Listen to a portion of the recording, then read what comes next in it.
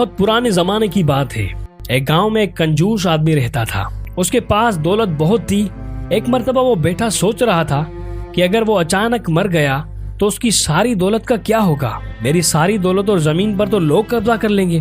اس خیال کے آتے ہی اس نے اپنی ساری دولت جمع کرنا شروع کر دی، یہاں تک کہ اس نے اپنی زمین بھی بیچ دی اور اس رقم کو سونے کے سکوں کی شکل میں جمع کر لیا اور اپنے صحن میں دفن کر دیا، اور اس خیال سے مطمئن ہو گیا کہ اب اس کی دولت کو کوئی بھی خرچ نہیں کر سکتا۔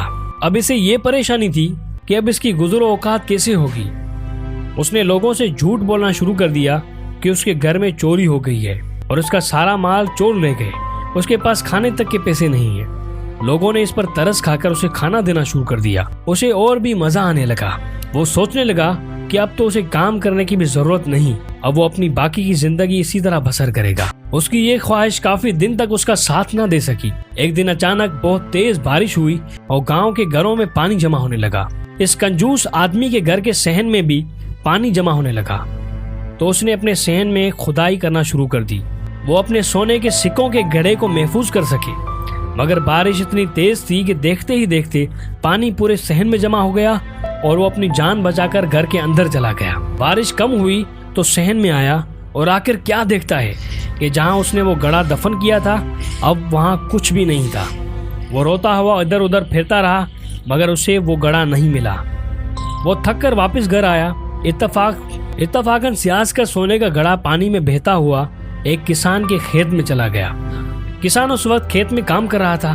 اس کی نظر جب گڑھے پر پڑی تو وہ بہت حیران ہوا اور پریشان بھی ہوا۔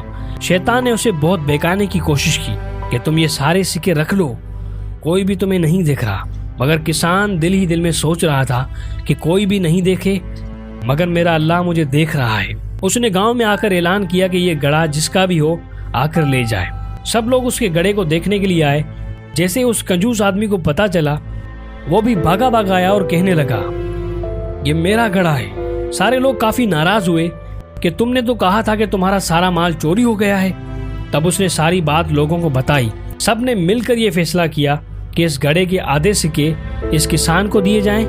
جیسے ہی اس کنجوس آدمی نے یہ سنا کہ اس کے آدھے سکے کسان کو دیے جائیں گے، اس کا دل اتنی تیزی سے دھڑکنے لگا کہ اسے دل کا دورہ پڑ گیا اور وہ اسی وقت مر گیا، اور یوں وہ سکوں سے بھرا ہوا پورا گڑھا اس کسان کو مل گیا۔ اس کنجوس آدمی کو اس کی کنجوسی کی سزا بھی مل گئی اور ایک ایماندار آدمی کو اس کی ایمانداری کا صلہ بھی مل گیا۔ اسی لیے کہتے ہیں کہ انسان کو اتنی کنجوسی نہیں کرنی چاہیے۔